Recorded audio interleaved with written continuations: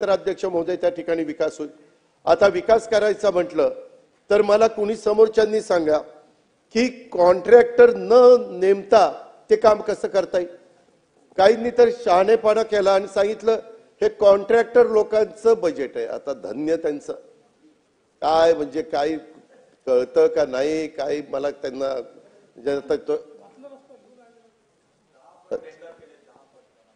Tender 10 पट दिले तर दाखवा ना की बाबा हे टेंडर असं असताना 10 पट दिलंय, आम्ही त्याची चौकशी करू ना। परंतु उगीच काहीतरी कसं काय बरळतात म्हणणार नाही पण बोलतात। अध्यक्ष महोदय मला मुद्दाम सांगितलं पाहिजे एक उदाहरण अध्यक्ष महोदय मी ह्या निमित्तानं राज्याला देतो। रस्त्यांचं जाळं वाढलं तर कंपन्यांच्या उत्पादकतेमध्ये वाढ होते हे सांगायला म्हणजे कुणी शेंबड पोरग देखील ते सांगेल। शेतकऱ्यांच्या वाहतुकीवरचा खर्च त्या ठिकाणी अध्यक्ष महोदय कमी होतो कारण रस्ते चांगले झाले। आता समृद्धी महामार्गावरून अनेक जण जातात, अटल सेतूवरून अनेक जण जातात, वेळेची बचत होते। कितीतरी कोस्टल रोडवरून जातात, बांद्रावरी सिलिंग वरून निघालं तर जिमखाना आपला पोलीस जिमखान्याला आपण 7 मिनिटांमध्ये येतो। कधी कुणी विचार केला होता का? अध्यक्ष महोदय ह्या गोष्टी कराव्या लागतात काळानुरूप। जशा पद्धतीने लोकसंख्या वाढेल, जशा पद्धतीने लोकांची मागणी येईल, काय साधारण बदल केले पाहिजेत हे विजन तर राज्यकर्त्यांचं असलं पाहिजे अध्यक्ष महोदय, तर राज्य पुढे त्या ठिकाणी जाईल। आणि तशा पद्धतीनं इंधनावरील राज्याचा देशाच्या परकीय चलनात बचत, राज्याच्या अर्थव्यवस्थेमध्ये अध्यक्ष महोदय वाढ त्या ठिकाणी होते। मी पुढे येणार आहे की आपलं स्थूल उत्पन्न किती वाढलेलं आहे। अध्यक्ष महोदय एकंदरीतच अमृतकाल राज्य रस्ते विकास आराखडा 2025 ते 2047 मी सभागृहाला सांगतो हा अर्थसंकल्प फक्त 1 वर्षाचा विचार करून आम्ही दिलेला नाहीये। उद्याची 5 वर्ष 2024 ते 29 आणि ती 5 वर्ष अशी आहेत की त्याच्यामध्ये कुणी जरी गमतीनं जरी म्हटलं की अमक्यानी मुख्यमंत्री व्हावा तमक्यानी मुख्यमंत्री व्हावा आम्ही पाठिंबा देतो, अरे तुमच्याकडे माणसंच नाही कशाचा पाठिंबा देतात। 20 टाळकी असताना 15 टाळकी असताना 10 टाळकी असताना नाही मग एक मिनिट एक तसा नाही तुम्ही पण बोलत असताना काही जण का बोलले मी मगाशी पण म्हणालो होतो मी नेहमी सन्माननीय सदस्यच म्हणतो। पहिल्यांदा तुम्ही नव्हता परंतु सन्माननीय सदस्य भास्करराव जाधव आणि मग इतर सगळे सन्माननीय असं म्हणून तेवढं ते सन्माननीय असं नाही। मग तुम्ही पण बोलत असताना काही पण बोलायचं मुख्य। आता हा एक तर तुम्हाला भास्करराव माहिती आहे 5 वर्ष ह्या सरकारला ब्रह्मदेव आला तरी कोणी धक्का लावू शकत नाही। मी अध्यक्ष महोदय हे सगळे बोलत असताना मी कधी त्यांना डिस्टर्ब केलं नाही, गप खाली मान घालून ऐकत होतो। ते मला इकडून मारत होते तिकडून मारत होते, मी आपलं करतो। अध्यक्ष महोदय गरीब विचारच आहे ना म्हणून तर इथं बसलोय। अध्यक्ष महोदय मला विश्वास आहे की एकंदरीतच आम्ही हा अर्थसंकल्प देत असताना आमचा संकल्प विकसित भारत आणि विकसित महाराष्ट्राचं उद्दिष्ट गाठल्याशिवाय राहणार नाही ह्या उत्तराच्या निमित्तानं मी महाराष्ट्रातल्या जनतेला सांगतो। कारण आज दिल्लीमध्ये देखील मोदी साहेब आहेत, आम्ही एखादा चांगला प्रोजेक्ट त्या ठिकाणी नेला तर ते त्याला प्रतिसाद देतात। पहिलंच मूर्तिमंत उदाहरण आम्ही सगळ्या महाराष्ट्राला सांगितलं। पहिल्या कॅबिनेटला देशाचे पंतप्रधान मोदी साहेब झाल्यावर कुठला महत्वाचा निर्णय झाला तर संपूर्ण जम्मू काश्मीर कन्याकुमारी पर्यंत वाढवण बंदर मंजूर केलं। 75,600 कोटी का 76,200 कोटी एवढे पैसे मंजूर केले। आज चेष्टा आहे अध्यक्ष महोदय। अशा पद्धतीनं हे सगळं काम चाललंय आणि मी सभागृहाला सांगेल काही जण म्हणले हे शेतकऱ्यांचं बजेट नाहीये। कसं शेतकऱ्यांचं बजेट नाही? कृषीचा 23-24चा विकास दर 3.3% होता आणि आता आम्ही लोकांनी ह्या सरकार गेले 2.5 वर्ष सातत्याने शेतकऱ्यांच्या पाठीशी उभं राहिलं त्यामुळे 24-25 मध्ये कृषीचा विकास दर 8.7% गेला। 3 वरून 8.7% कृषी क्षेत्रामध्ये AI तंत्रज्ञान कृत्रिम बुद्धिमत्तेचा वापर हा आम्ही आणला। जयंतराव तुम्ही तिथे गेला होता ना पाहायला, ते आपण अर्थसंकल्पामध्ये घेतलेलं आहे। त्याच्यामध्ये त्याला 500 कोटी रुपयाची तरतूद केलेली आहे. आम्हाला हो केलेली आहे. आम्हालाही कळतं की उद्याच्याला ह्या राज्य कृषीप्रधान राज्य आहे आणि त्याच्यामुळे जलयुक्त शिवार असेल, एक तालुका एक बाजारपेठ असेल, कृत्रिम बुद्धिमत्तेचा वापर करून आपल्या शेतकऱ्यांचं उत्पादन कसं वाढेल, त्यांचं खताचं प्रमाण कसं कमी होईल, त्यांचं पाण्याच्या मध्ये बचत कशी होईल, ह्याच्या संदर्भामध्ये महाराष्ट्र सिंचन सुधारणा कार्यक्रम, बांबू लागवडीचा कार्यक्रम, मराठवाड्यातल्या आमच्या शेतकऱ्यांच्यासाठी मराठवाडा वॉटर ग्रीड सारखा कार्यक्रम, ह्या तरतुदी कुणाकरता केल्या? शेतकऱ्यांच्या करता केल्या का दुसऱ्या कुणाकरता केल्या? या बळीराजाच्या करता केल्या. राज्यातला शेतकरी आपला मेहनती आहे आणि त्याला फक्त सरकारने पाठबळ त्या ठिकाणी दिलं पाहिजे.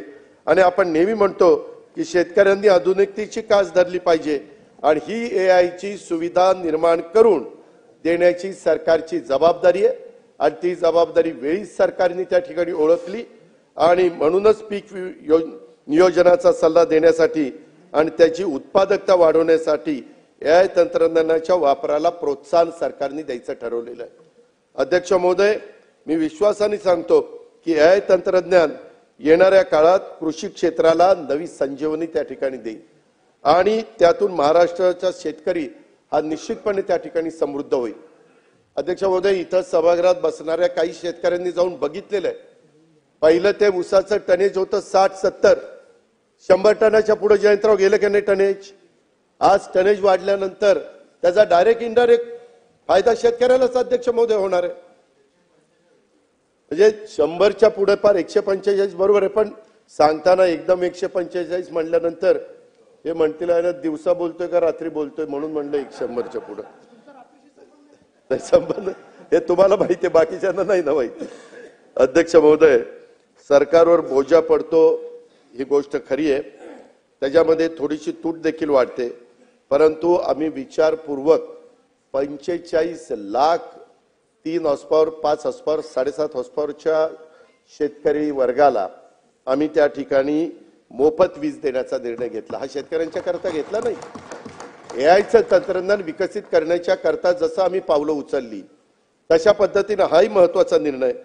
आपण याची आठवण त्या ठिकाणी ठेवली पाहिजे की कोरोनामध्ये सर्व क्षेत्राची कामगिरी ढासळलेली होती, फक्त कृषी क्षेत्राने त्यावेळेस देशालाही तारलं आणि राज्यालाही तारलं. हे आम्ही अध्यक्ष महोदय कदापि विसरू शकत नाही आणि म्हणूनच शेतकरी, शेती आणि राज्य सरकारच्या प्राधान्यक्रमानुसार महत्वाचा घटक हा आम्ही त्या ठिकाणी मानतो आणि म्हणूनच हा अर्थसंकल्प मी कृषी क्षेत्रासाठी 9,700 कोटी रुपयाची भरीव तरतूद केली. अध्यक्ष महोदय, ही आज अर्थसंकल्प आहे. आपण बघितलेले पुरवणी मागण्या देखील पुढे जुलैमध्ये येतील, पुन्हा डिसेंबरमध्ये येतील. त्यावेळेस आम्हाला जिथं वाटेल, काही जण म्हणले अरे इथं तरतूदच केली नाही. अरे ती तरतूद जरी आता कमी झालेली असली तरी आम्हाला पावसाळी अधिवेशन आहे, हिवाळी अधिवेशन आहे, त्याच्यामध्ये देखील काही कामकाज दाखवलं पाहिजे. नाहीतर तुम्ही कसं कामकाजात भाग घेणार, कसं तुम्ही मुद्दे काढणार, त्याच्याकरता काही व्यवस्था करावी लागती. म्हणून ज्यांच्या मनामध्ये आपल्या भागाला कमी निधी दिला असं वाटत असेल तर त्यांना पुढे देखील निधी दिला जाणार आहे. कृपया गैरसमज त्यांनी करून घेऊ नये, विभागांनी करून घेऊ नये आणि त्या रिजननी पण त्या ठिकाणी करून घेऊ नये. अध्यक्ष महोदय, आज 9,700 कोटी रुपये देत असताना याच्यातनं शेतकरी सक्षम होईल याचा उल्लेख मी त्या ठिकाणी केला. त्याच्यामध्ये $1 ट्रिलियन इकॉनॉमी करण्याचं, जसं $5 ट्रिलियन करण्याचा पंतप्रधानांचा एक स्वप्न आहे, विजन आहे, तसं आमचं राज्याचं $1 ट्रिलियन करण्याचं स्वप्न आहे आणि विकसित भारत, विकसित महाराष्ट्र करण्यात शेतकऱ्यांचा आणि शेती क्षेत्राचा देखील वाटा हा मोठा राहणार आहे. अध्यक्ष महोदय, मला खूप सन्माननीय सदस्यांनी असं सांगितलं की शेतकऱ्यांच्या करता काही दिलं नाही सरकारने. मी सुरुवातीला सांगितलं 8.7% कृषीचा विकास दर गेलाय. आम्ही कापूस खरेदी करता शेतकऱ्यांना मदत करतो, मगाशीच प्रश्न उत्तरामध्ये झालं. सोयाबीन खरेदी, अध्यक्ष महोदय, देशात सर्वाधिक विक्रमी 11,21,000 मेट्रिक टन खरेदी. आजपर्यंत कुठल्या राज्यांनी देशात एवढी खरेदी केली नव्हती. एवढी खरेदी आम्ही नाफेड आणि NCCF च्या द्वारे केलेली आहे. 5092 कोटी रुपये आम्ही त्या निमित्तानं शेतकऱ्यांना दिले. 5092 कोटी. धान खरेदी करता 1380 कोटी रुपये अध्यक्ष महोदय त्या गरीब शेतकऱ्याला देण्याचा आम्ही प्रयत्न केलेला आहे. कांदा खरेदीला 350 कोटी रुपये अनुदान आम्ही दिलं. अध्यक्ष महोदय दूध खरेदीला मी राज्याला सांगू इच्छितो, आतापर्यंत आम्ही 1000 कोटी रुपये दिलेले आहेत आणि अजून त्यांचे प्रस्ताव आले तर 300 कोटी देणार आहेत.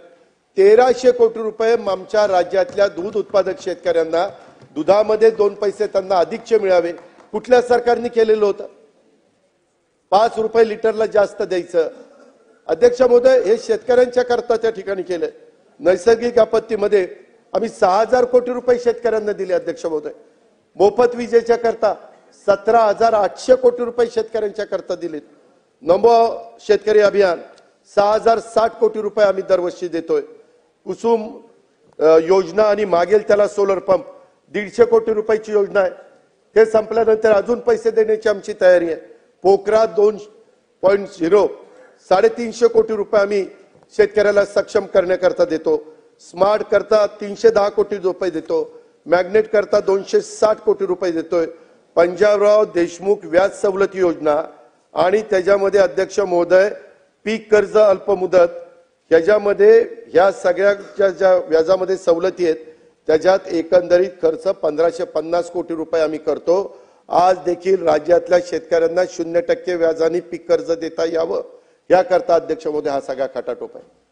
आणि त्याचा फायदा आता काही जण स्वतःच्या जिल्हा बँका चांगल्या चालवत नाही त्यांना बंदोबस्तच त्यांचा केला पाहिजे. कारण काही जण जिल्हा बँका जर चांगल्या चालू शकतात तर इतर कोण आणि त्यांची नावं काढा सगळे. अध्यक्ष महोदय मी एक सांगू इच्छितो, आम्ही शेतकऱ्यांना ह्या पद्धतीनं करोडो रुपयाचा आधार दिलेला आहे आणि एवढ्यावरच आम्ही थांबणार नाही. ज्या वेळेस महाराष्ट्रातला कुठलाही जिरायत भागातला असेल, बागायती भागातला असेल, मराठवाडा, विदर्भ, उत्तर महाराष्ट्र, कोकण, पश्चिम महाराष्ट्र कुठलाही असेल, शेतकरी अडचणीत आल्यानंतर त्या शेतकऱ्याच्या मागं हे महायुतीचं सरकार मजबूतीनं त्या ठिकाणी उभं राहील. ज्या वेळेस आम्हाला गरज वाटेल तर आम्ही कृषी मंत्री शिवराज चव्हाण साहेबांच्याकडे जाऊ, त्यांची मदत घेऊ, अमित भाईंची मदत घेऊ, मोदी साहेबांची मदत घेऊ. परंतु कधी आमच्या शेतकऱ्याला तो शेतकरी वाऱ्यावर सुटलाय किंवा कोण त्याच्याकडे दुर्लक्ष करतोय अशा प्रकारची वेळ अध्यक्ष महोदय हे सरकार येऊन देणार नाही. अरे बाबा थांब ना बाबा थांब. हे पण घेण्याचा आम्ही त्या ठिकाणी प्रयत्न करू. जरा तुम्ही अध्यक्ष महोदय जसं शेतीला आम्ही महत्व दिलं, मी मगाशी सांगितलं शेतीबरोबर उद्योग याला पण आम्ही 5 ज्या महत्वाचे आहेत त्याला पण आम्ही महत्व दिलेलं आहे. अध्यक्ष महोदय विकसित भारत आणि विकसित महाराष्ट्र संकल्पनेला पुढे घेऊन जात असताना उद्योग क्षेत्राला देखील प्राधान्य देण्याचा विचार या अर्थसंकल्पातून अध्यक्ष महोदय आम्ही केला. स्वतः मुख्यमंत्री महोदय दावोसला गेलेले होते. 15,72,654 कोटीची गुंतवणूक होणार आहे. काही चेष्टा करतात की एवढे पैसे येणार, एवढी गुंतवणूक होणार. आजपर्यंत जे मुख्यमंत्री गेले ते गेल्यानंतर तिथे एमओयू होतात. 100% गुंतवणूक त्या ठिकाणी होत नाही. कधी कधी काही त्याच्यात अडचणी येतात, परंतु त्याच्यातनं फायदा तर राज्याचा होतो. त्याच्यातनं बेरोजगारी कमी व्हायला मदत होते, रोजगार निर्माण होतो. अध्यक्ष महोदय राज्यात गुंतवणुकीचं पोषक वातावरण आहे. आपण थेट विदेशी गुंतवणुकीमध्ये देशात पहिले आहोत, हे तर क्लिअर सत्य आहे. अध्यक्ष महोदय आता जर गुंतवणूक झाली नसती तर संपूर्ण भारतामध्ये महाराष्ट्र पहिला कसा राहिला असता हे यांना कळत नाही का? त्याच्यामध्ये मेक इन महाराष्ट्र याच्या माध्यमातून गुंतवणूक आकर्षित करण्यासाठी देखील अध्यक्ष महोदय आमचं लवकरच त्या ठिकाणी औद्योगिक नवीन धोरण येते, त्याचे आम्ही त्या ठिकाणी चर्चा करतोय आणि या पुढील 5 वर्षामध्ये आमचं विजन आहे. अध्यक्ष महोदय आम्ही टार्गेट ठेवलेले आहे, आम्ही उद्दिष्ट ठेवलेले आहे. नेहमी मोठी त्या ठिकाणी उद्दिष्ट ठेवली पाहिजेत. साधारण 40 लाख कोटी रुपयाची गुंतवणूक 5 वर्षात आणि 50 लाख रोजगार निर्मितीचं टार्गेट या महायुतीच्या सरकारने आपल्या राज्याच्या करता ठेवलेलं आहे. अध्यक्ष महोदय त्या दृष्टिकोनातनं जिथं कुठं काही अडचणी आल्या तर तिथं आम्ही लक्षही ताबडतोब घालतो. नवउद्यमींची ज्याला संख्या राज्यात मोठी आहे, केंद्र आणि राज्याकडून देखील त्याला बळ देण्याचा प्रयत्न अध्यक्ष महोदय आम्ही करतोय। काही सन्माननीय सदस्यांनी राज्यातील उद्योग बाहेरच्या राज्यात जाण्याचा मुद्दा उपस्थित केला। अध्यक्ष महोदय, अलीकडे मुख्यमंत्र्यांच्या अध्यक्षतेखाली कमिटी आहे, त्यांनाही सगळ्यांना माहिती आहे, त्याच्यामध्ये काही उद्योग आपल्याकडे यावं म्हणून आपण त्यांना रेड कार्पेट टाकतो। कधी काही राज्य आपल्यापेक्षा जास्त सवलती देतात, त्यावेळेस थोडंसं उद्योगपती इकडे तिकडे करतात, तरी पण आपल्या राज्य गुंतवणुकीच्या बाबतीमध्ये एक चांगलं राज्य म्हणून जगामध्ये देशामध्ये आपल्या राज्याची त्या ठिकाणी ओळख आहे। आणि मी अगोदर स्पष्ट केलेले की आपण राज्य परकीय गुंतवणुकीच्या बाबतीत अव्वल आहे। परकीय गुंतवणूक आपल्या भागातले उद्योग बाहेर जाऊ नये याची पण पूर्ण दक्षता आम्ही घेतोय।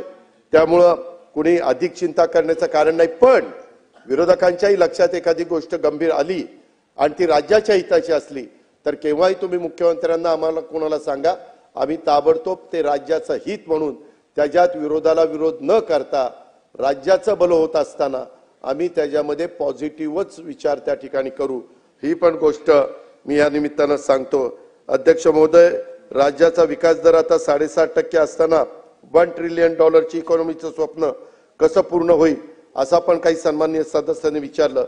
मी मुद्दाम त्यांना लक्षात आणून देतो, सरकारने राज्यापुढे ठेवलेलं हे जे काही उद्दिष्ट आहे ते सरकार नेहमी तुम्ही प्रशासनाला आम्ही टार्गेट देतो। जसं आता मुख्यमंत्र्यांनी 100 दिवसाचा एक आम्ही कार्यक्रम हातामध्ये घेतलेला होता, तो कार्यक्रम हातामध्ये घेतला म्हणून प्रशासन कामाला लागलं, त्यांच्या स्पर्धा लावली, त्याच्यामुळे चढाओढ सुरुवात झाली। अध्यक्ष महोदय, खेळात जसं स्पर्धा असते तशा पद्धतीनं राज्यामध्ये देखील स्पर्धा असते आणि त्या पद्धतीनं आम्ही प्रशासनाला सतत कार्यरत ठेवण्याचा प्रयत्न या निमित्तानं करत असतो। त्यांना कुठंतरी आमच्या डोळ्यासमोरचं जे विजन आहे त्याच्यातनं त्यांना उद्दिष्ट देत असतो की बाबा तुमचं ह्या वेळेचं उद्दिष्ट इतकं राहणार आहे आणि त्या पद्धतीनं ती यंत्रणा काम करत असते। दुसरा भाग म्हणजे राज्याचा गाडा चालवणाऱ्यांनी नेहमीच मोठी स्वप्न त्या ठिकाणी बघायची असतात, बारकी स्वप्न बघून काय उपयोग आहे अध्यक्ष महोदय? त्याच्यामध्ये स्वप्न मोठी बघितली पाहिजे आणि तो स्वप्न नुसती बघून चालत नाही, त्या स्वप्नांचा पाठपुरावा देखील करायचा असतो। सर्वात महत्त्वाचं म्हणजे अध्यक्ष महोदय, ह्याच्याकरता राजकीय इच्छाशक्ती पूर्ण ताकदीने उभी करायची असते आणि ती राजकीय शक्ती पूर्ण ताकदीने उभी करण्याची ताकद ह्या महायुतीच्या सरकारमध्ये आहे। हे राज्याच्या आर्थिक सर्वेक्षणाच्या अहवाला आपल्याकडे सर्वांच्याकडे तो आलेला आहे। महाराष्ट्राचा GSDP त्यामध्ये वाढीचा दर सरासरी 12% आसपास आहे। मागील 5 वर्षामध्ये मला सभागृहाला सांगायचं की जवळपास 20 लाख कोटींनी व्याजामध्ये वाढ झालेली आहे। राज्याचा GSDP साधारण दरवर्षी 10% वाढतो, परंतु यावेळेस तो नॉमिनल ग्रोथ रेट कसा जास्तीचा होईल अशा पद्धतीचा आमचा सगळ्यांचा प्रयत्न आहे। आणि त्याच्यामुळे दोन्ही बाजूच्या सन्माननीय सदस्यांनो आणखी एक गोष्ट लक्षात घ्या, महाराष्ट्राच्या जलद आर्थिक विकास आपल्याला सगळ्यांना करायचा आहे। त्यासाठी जिल्हा हा केंद्रबिंदू मानून जिल्ह्याची भूमिका आणि आर्थिक विकासाला गती देण्यासाठी महत्त्वाची ठरणार आहे आणि त्या दृष्टीनं जिल्हा वार्षिक योजने देखील अध्यक्ष महोदय आम्ही मोठी त्या ठिकाणी वाढ केलेली आहे। आज थोडी टीका सहन करूनही आम्ही राजकीय इच्छाशक्ती त्या ठिकाणी दाखवतो, म्हणूनच रस्ते बांधणीला आम्ही प्राधान्य दिलेले आहे, ज्याचा उल्लेख मी अर्थसंकल्पामध्ये देखील केलेला आहे। वाढवण बंदरासारख्या महाकाय प्रकल्पांना राज्याची कंबर त्या ठिकाणी कसलेली आहे, तिथं आम्ही उत्तम पद्धतीचं एअरपोर्ट करतोय।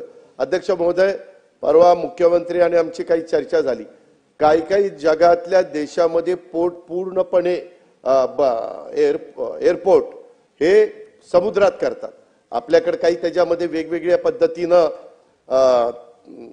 काही नियम आहेत, परंतु अध्यक्ष महोदय काही एअरपोर्ट 3 धावपट्ट्यात तुम्ही पण त्या दिवशी बघितलं, एका 3-3.5 हजार एकरात 3 समुद्रात, पूर्ण समुद्रात। अध्यक्ष महोदय, काळानुरूप इतर देश जर वेगळे काही निर्णय घेत असतील आणि ते देशाच्या फायद्याचे असतील आणि त्याच्यातनं पर्यावरणाचा समतोल साधता येत असेल तर तशा पद्धतीच्या काही गोष्टी आपल्याला देखील कराव्या लागतील, अर्थात सगळ्या नियमांचं पालन करून पर्यावरणाचा समतोल त्या ठिकाणी साधून। अध्यक्ष महोदय, ह्या वाढवण बंदराला लाखो रुपयाची गुंतवणूक त्या ठिकाणी होते, लाखो रोजगार त्याच्यातनं निर्माण होणार आहे, ॲक्सिलरी व्यवसाय ह्याच्यातनं उभा राहणार आहे आणि हे बंदर जगातल्या 10 प्रमुख बंदरापैकी एक ओळखलं जाणार आहे. आपल्या JNPTच्या 3.5 पट मोठं, म्हणजे पहिल्या टप्प्यात तरी एवढं मोठं आहे. अध्यक्ष महोदय, नवीन मुंबईमध्ये आंतरराष्ट्रीय विमानतळ सुरू होण्यासाठी मी सांगितलं होतं एप्रिल एंडला, परंतु मी कालच माहिती घेतली जून 2025 मध्ये डोमेस्टिक त्याच्यामध्ये विमान सुरू करण्याचा आमचा सगळ्यांचा प्रयत्न राहणार आहे. आणि हे सगळं त्याच्या संदर्भामध्ये वेगवेगळ्या ठिकाणी आपण पोर्ट उभे करतोय, राज्यातल्या महानगरात मेट्रोचं जाळं आपण उभं करतोय, उद्योगाचे वेगवेगळे क्लस्टर्स आपण त्या ठिकाणी तयार करतोय. पायाभूत सुविधा प्रकल्पामुळे राज्यात उद्योगांना पूरक असं वातावरण अध्यक्ष महोदय या महायुतीच्या सरकारने तयार करायचं चालवलेलं आहे. आणि आपल्या राज्यात विदेशी गुंतवणूक मोठ्या प्रमाणावर आकर्षित करण्याचं काम आम्ही करतोय आणि त्याला प्रथम प्राधान्य विदेशी गुंतवणूकदार पण महाराष्ट्राला देत आहेत. अध्यक्ष महोदय, हे जसं करत असताना एक आम्ही सामाजिक न्यायाचा म्हणून आपण सर्वांनी कल्याणकारी राज्याची संकल्पना स्वीकारलेली आहे आणि त्याचा पाठपुरावा सातत्याने भारत देशाची निर्मिती झाल्यापासून, महाराष्ट्राची निर्मिती झाल्यापासून आपण करतोय. जोपर्यंत मागे राहिलेल्या समाज घटकांना आपण संधी देत नाही, त्यांना बळ सरकारकडनं मिळणार नाही, तोपर्यंत विकसित महाराष्ट्राचं स्वप्न अध्यक्ष महोदय कदापि पूर्ण होऊ शकणार नाही. आणि त्यामुळं अनुसूचित जाती आणि अनुसूचित जमातीच्या योजनांच्या करता देखील तरतुदीमध्ये वाढ करण्याचा निर्णय अध्यक्ष महोदय आम्ही घेतला. मी पेपरला वाचतो, टीव्हीला बातम्या येतात, इथं आमचं कमी केलं, कमी अजिबात तसं झालेलं नाही.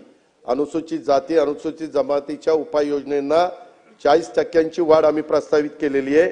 इतर मागासवर्ग, विमुक्त जाती, भटक्या जमाती, विशेष मागास प्रवर्गातील समाज, धनगर, अपंग, अल्पसंख्याक या साठी देखील भरीव तरतूद अध्यक्ष महोदय आपण केलेली आहे.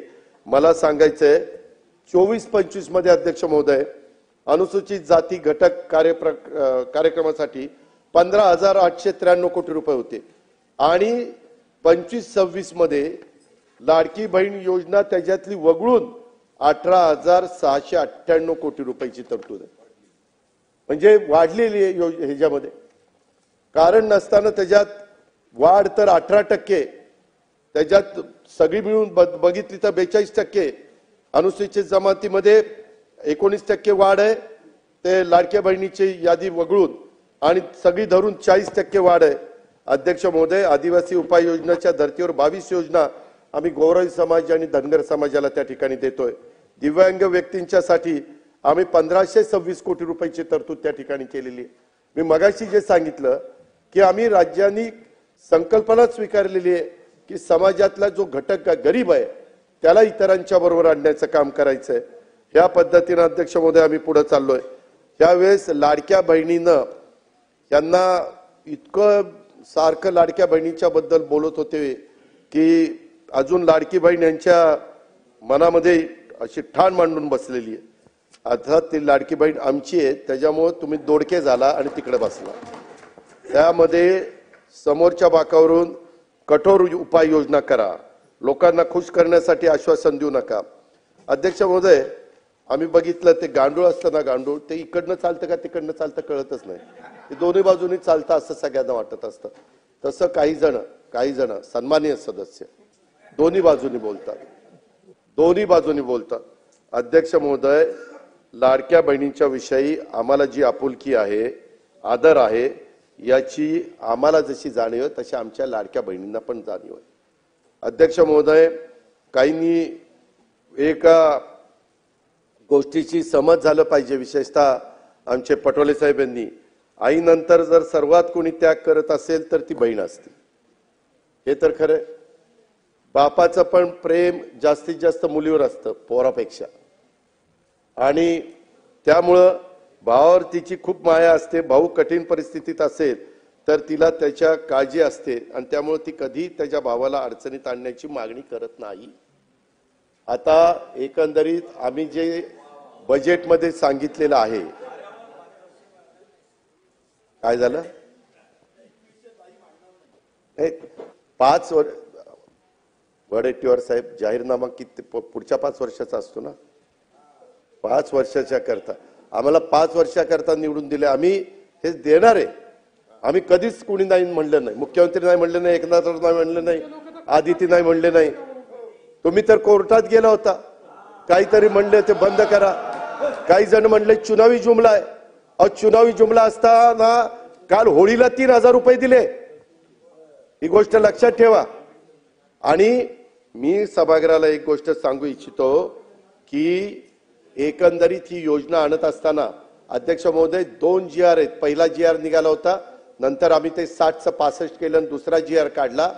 त्या संदर्भामध्ये हे सरकार गरीब घटकाच्या करता आहे. अध्यक्ष महोदय, जी खुरपणीला जाणारी माझी महिला आहे, जी झाडू पोतना करणारी आहे, जी धुणं भांडी करणारी आहे, जी झोपडपट्टीमध्ये राहणारी आहे, जी दिवसभर काही भाजीपाला विकत घेऊन विकते आणि नंतर तिचं कुटुंब चालतं किंवा चूल पेटते, अशांच्या करता ही योजना आहे. त्या संदर्भामध्ये आमच्या घाई गडबडीत काही जण, काही भगिनी ज्यांची आर्थिक परिस्थिती चांगली आहे अशा काही लिस्टमध्ये आल्यात. आम्ही त्यांना विनंती केलेली, मागे पंतप्रधानांनी पण ज्यांची परिस्थिती चांगली आहे त्यांनी उजाला गॅसचा फायदा घेऊ नये अशा पद्धतीने केलं. लाखो लोकांनी गॅस म्हणजे त्याचा फायदा घेतला नाही. अध्यक्ष महोदय, त्या प्रकारे कधी कधी काही ठिकाणी थोडंसं झालेलं आहे. त्यामध्ये दिलेले पैसे कुणालाही परत घ्यायचे नाहीत. आम्ही कुठल्याही महिलेचे पैसे, भगिनीचे पैसे परत घेणार नाही. ही योजना चालू ठेवणार आहे. या योजनेला जो निधी लागणार आहे तो त्या ठिकाणी देणार आहे. परंतु ही योजना गरीब घटकातल्या महिलांच्या करता आहे. हे पण मी या उत्तराच्या निमित्तानं सभागृहाच्या मार्फत सर्वांना त्या ठिकाणी सांगू इच्छितो.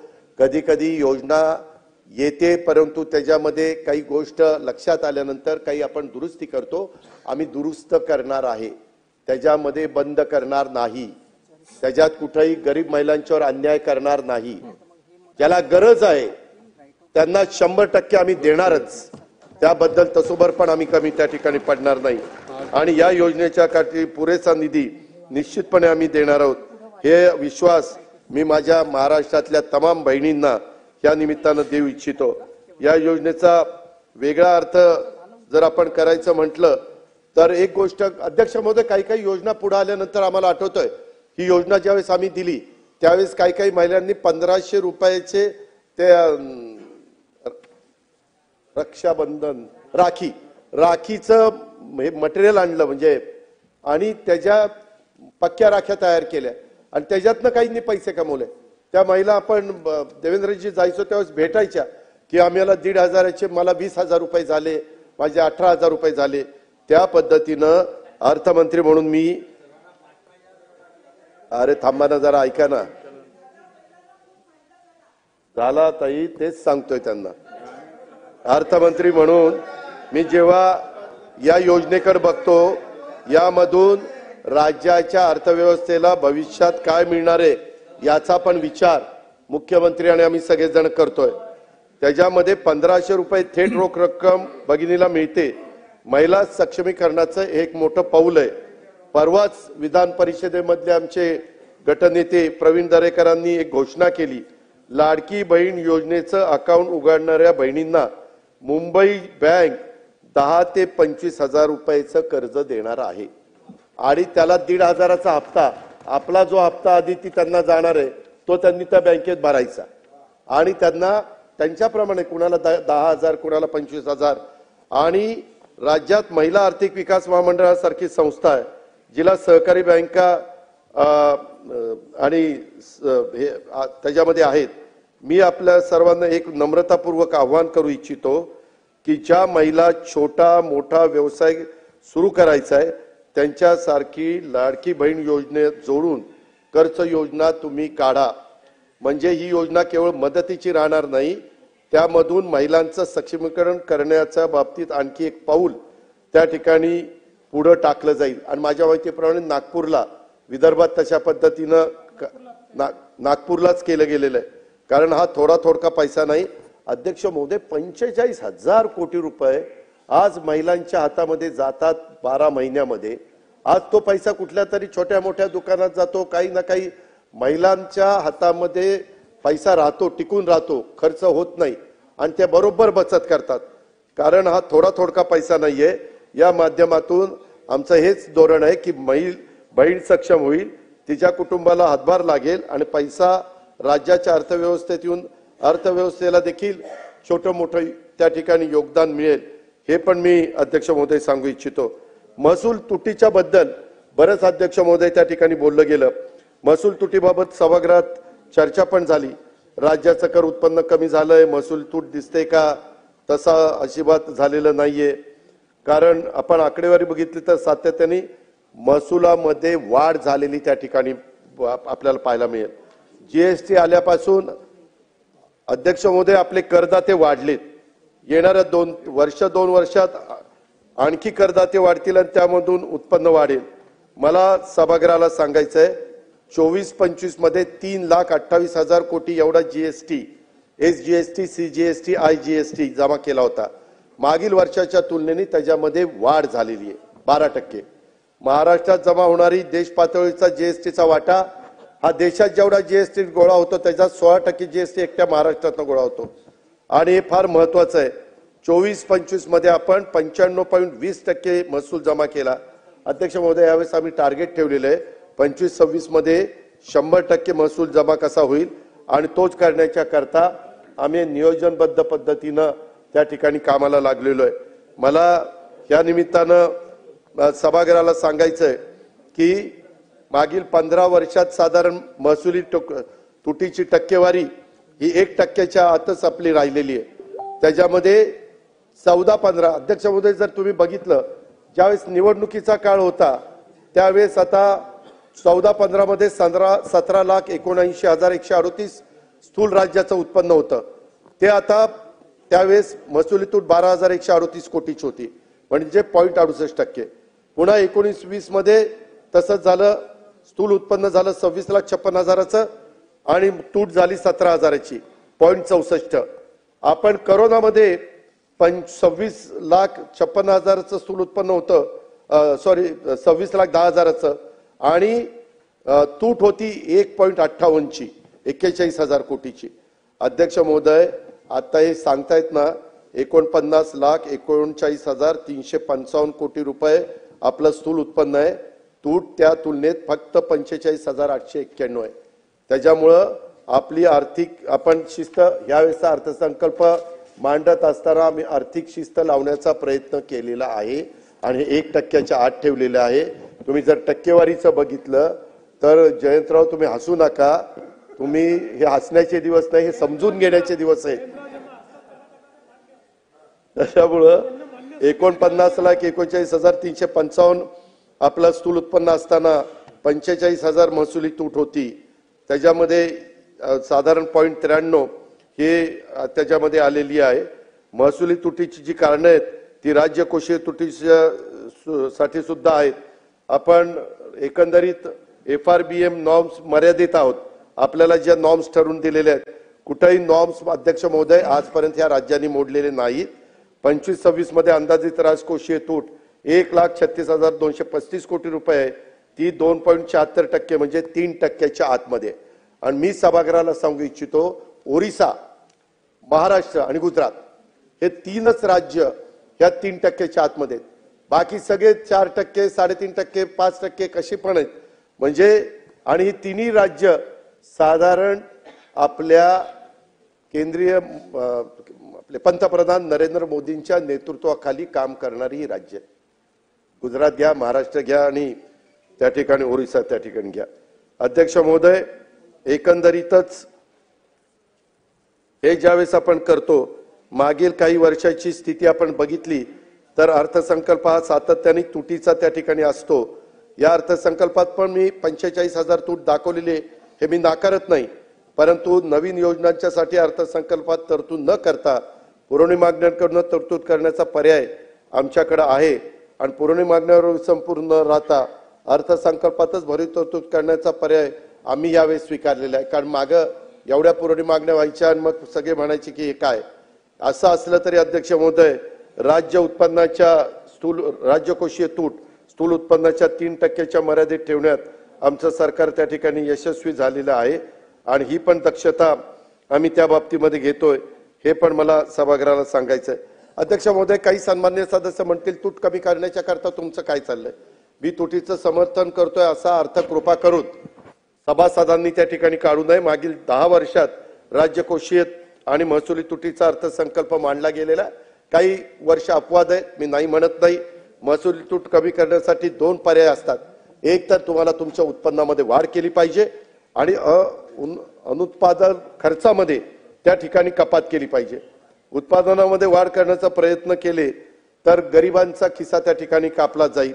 काय उत्पन्न अशी ओरड त्या ठिकाणी होते, कारण मुद्रांक शुल्क रेडी रेकनरचा बाबत याच अधिवेशनात लक्षवेधी आणली. त्याच्यामुळे उत्पन्न वाढीला अध्यक्ष महोदय मर्यादा आहेत. आम्हाला जनतेला जास्त त्रास न देता आमचं उत्पन्न कसं वाढेल, काही ठिकाणी लिकेजेस असतील ते लिकेजेस कसे कमी होतील, आणि कर चुकवेगिरी करतात त्यांना सगळ्यांना कराच्या प्रक्रियेमध्ये कसं आणता येईल. या राज्यात सर्व क्षेत्रात विकासाची कामं आहेत. महाकाय प्रकल्प त्या ठिकाणी आपण करतोय. विकास चक्राला गती देण्यात मोठ्या प्रमाणावर गुंतवणूक अध्यक्ष महोदय त्या ठिकाणी करावी लागते. राज्याच्या चांगल्या भविष्यासाठी नॉर्म्स मर्यादित राहून या आव्हानांचं सरकार यशस्वीपणे त्या ठिकाणी सामना करते. तेवढी ताकद आपल्या राज्य सरकारच्या अर्थव्यवस्थेमध्ये आहे. आणि हे मी सभागृहाला पण सभागृहाच्या माध्यमातून राज्याच्या जनतेला सांगू इच्छितो.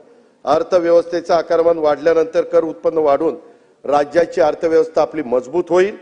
त्याच्यामध्ये राज्याची अर्थव्यवस्था चिंताजनक आहे असा कुठेही चुकीचा संदेश जाऊ नये याची काळजी आपण सगळ्यांनी घेतली पाहिजे. खर्चावर देखील अध्यक्ष महोदय आम्ही नियंत्रण त्या ठिकाणी ठेवतोय. काही कठोर उपाययोजना आम्ही करतोय. त्यातून तूट कमी करण्याचा आमचा कटाक्षाने प्रयत्न आहे. कर चुकवेगिरीला आम्ही आळा घालतोय, त्याच्याकरता पावलं उचलतोय. अध्यक्ष महोदय, पूर्वी कर चुकवेगिरी केली तर त्याला अटक करण्याची तरतूद नव्हती. आता अटक करण्याची तरतूद आली. त्याने कर जर चुकवला तर, आणि अटकेची तरतूद झाल्यामुळं त्याचा सकारात्मक परिणाम हा कर भरण्यावर आता लोकांचा दिसू लागलेला आहे. मुद्रांक व नोंदणी फी, राज्य उत्पादन शुल्क, राज्य वस्तू सेवा कर याच्यात साधारण आम्ही टार्गेट ठेवलेले आहे की 15 ते 20 हजार कोटी रुपयाची वाढ कशी आपल्याला करता येतील. आणि सुदैवाने माझ्याकडे राज्य उत्पादक शुल्क पण विभाग आहे आणि जीएसटी पण आहे. त्याच्यामुळे मी तर याच्यामध्ये अतिशय काटेकोरपणे काम करणारे अध्यक्ष महोदय. आणि यापेक्षा जास्त कशी वाढ करता येईल आणि तूट कशी कमी करता येईल अशा प्रकारचा आमचा सगळ्यांचा प्रयत्न राहणार आहे. सरकारचा प्रयत्न राहणार आहे. अध्यक्ष महोदय, कर्जाचा आकडा मोठ्या प्रमाणावर वाढलेला अशा प्रकारचा मुद्दा सातत्याने एकदम आता कोणी सांगितलं 9,32,000 कोटी. खरंय की मागच्या तुलनेमध्ये 9 लाखाचा आकडा मोठा वाटतो, परंतु मागं आपलं स्थूल उत्पन्न 8,500 लाख कोटी होतं. तेव्हा आपल्यावर कर्ज 1,81,000 कोटी रुपये होतं. आणि आता 49,40,000 कोटी आपलं स्थूल उत्पन्न झाल्यावर त्या प्रमाणामध्ये आपलं कर्ज वाढलंय आणि ते 20% आतमध्ये अध्यक्ष महोदय आहे. देशाच्या सर्व राज्यांचं कर्जाचं सरासरी प्रमाण त्यांच्या स्थूल उत्पन्नाच्या 28% पर्यंत आहे, परंतु आपण साधारण 17%, 18%, 18.5% ठेवण्याचा प्रयत्न अध्यक्ष महोदय त्या ठिकाणी केलेला आहे. ही पण बाब मी या निमित्तानं लक्षात आणून देतो. आणि देशातील 3 राज्य गुजरात, ओरिसा, महाराष्ट्र यांचं कर्जाचं प्रमाण हे 20%च्या आतमध्ये. राज्याची आर्थिक परिस्थिती बाबत निराधार आरोप करून राज्याची आर्थिक परिस्थिती खालवल्याचं कृपा करून खोटं चित्र रंगवण्याचा प्रयत्न विरोधी सन्माननीय सदस्यांनी करू नये. त्याचा येणाऱ्या गुंतवणुकीवर थोडाफार नकळत परिणाम होतो. तो परिणाम आपल्या राज्यावर होऊ देण्याचं काम करू नये असं माझी त्यांना सगळ्यांना त्या ठिकाणी विनंती आहे. आणि अध्यक्ष महोदय, मी या निमित्तानं एकच सांगतो की जयंतराव ज्यावेळेस अर्थमंत्री होते त्यावेळेस राज्याचं स्थूल उत्पन्न 8.5 लाख कोटी होतं आणि कर्ज होतं 1,81,000 कोटी. आता ते उत्पन्न 8,32, 8,45, 8,48 6 पटीनं त्या ठिकाणी वाढलंय. 6 पटीनं म्हणजे ते झालं 49,39,000 कोटी.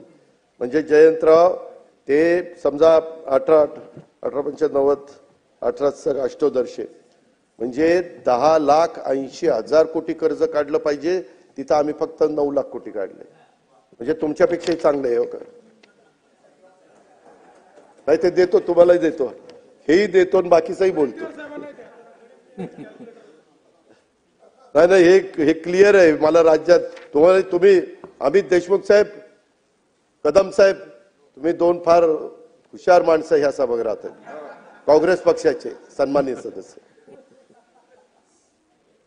आणि अध्यक्ष महोदय, नाही ऐकतोय, भारतीय विद्यापीठाचं सगळं करून ठेवलं पतंगरावनी, त्याच्यावर तू नुसतं ऐकतोय. तू काय केलंय? तू फक्त ते टिकाव म्हणजे झालं, आणि टिकवण्याकरता जयंतरावांचा सल्ला घे कुठं काही कमी झालं तर. ते वाढवलेलं अजून मला दाखवलं नाही. या सभागृहाच्या माध्यमातून मी राज्याला सांगू इच्छितो, अध्यक्ष महोदय, ज्याला कोणाला पुढे जायचंय त्यांना काही प्रमाणामध्ये कर्ज काढण्याचं धाडस दाखवावंच लागतं.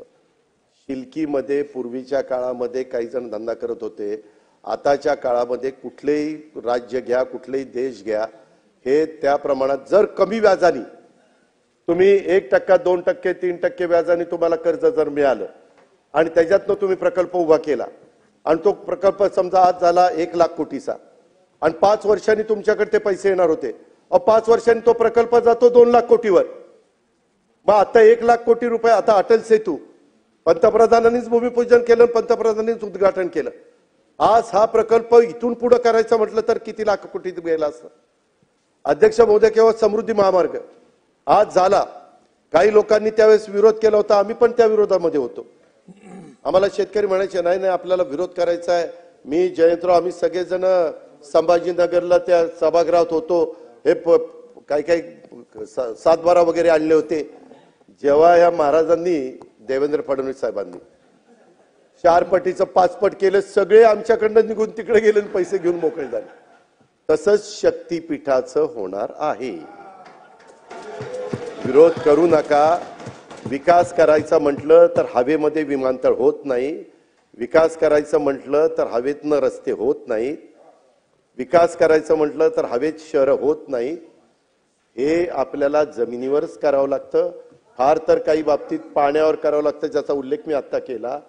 त्याच्यामुळं आपण जरी विरोधी पक्षात असलो तरी विरोधाला विरोध करण्याची भूमिका सोडून द्या.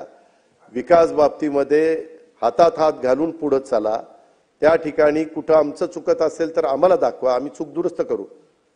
मी नेहमी सांगतो, अध्यक्ष महोदय, जो काम करतो ना तोच चुकतो, जो कामच करत नाही तो चुकल कसा? साला कामच करत नाही कसं चुकल कसा? आता कामच केलं नाही तर चुकायचा प्रश्न आलाच नाही ना.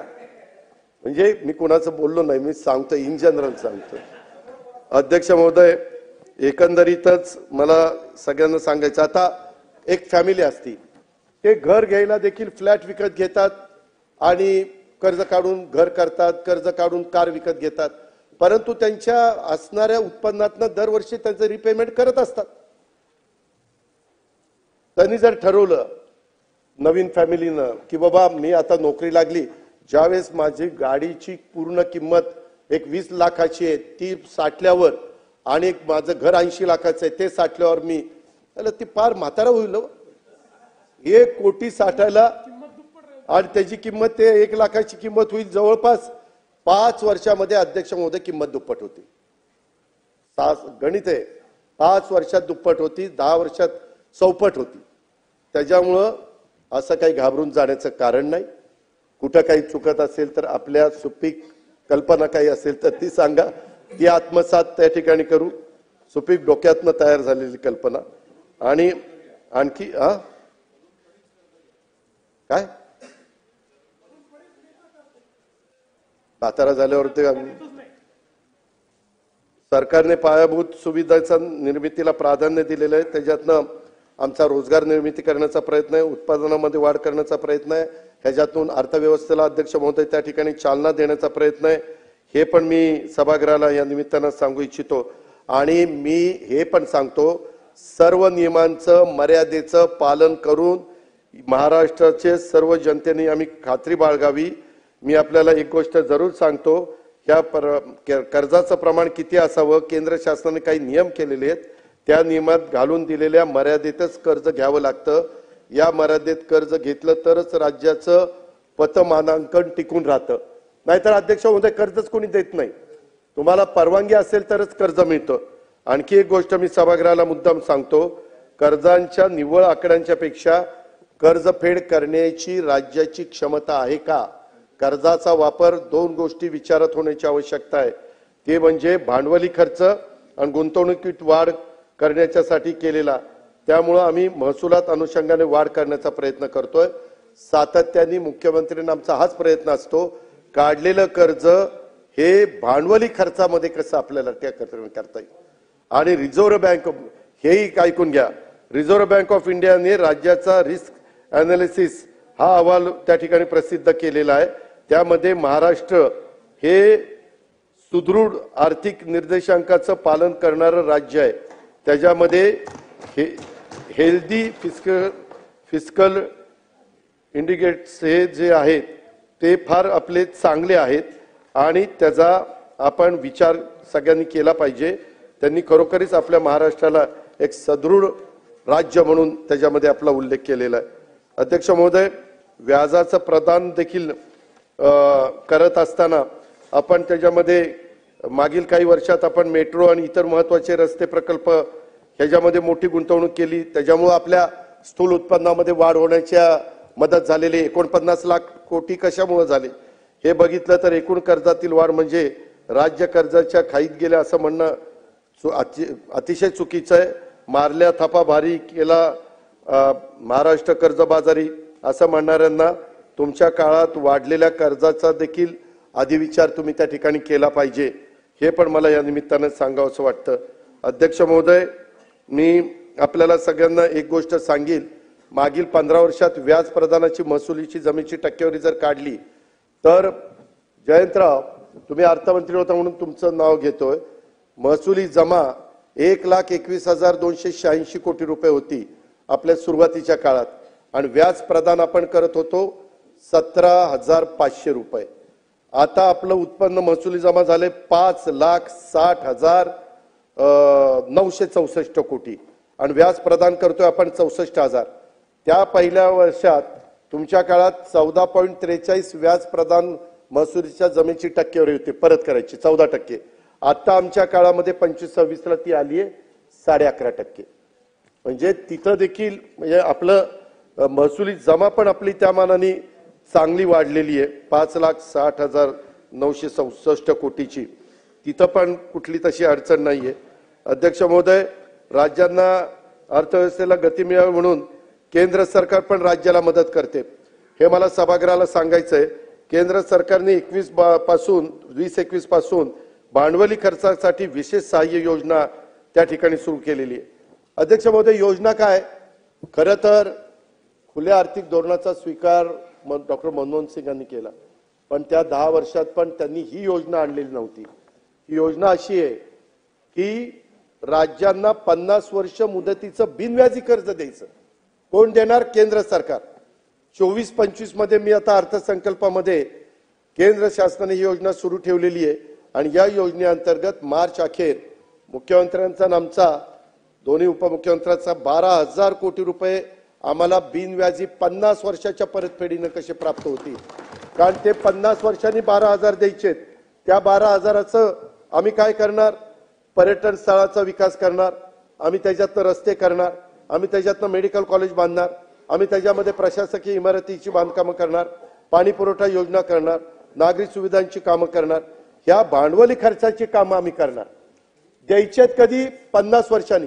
अध्यक्ष महोदय, ते 12,000 त्यावेळेस काही कोटी रुपये होतील, पण आपल्याला त्यावेळेस द्यायचे फक्त 12,000च.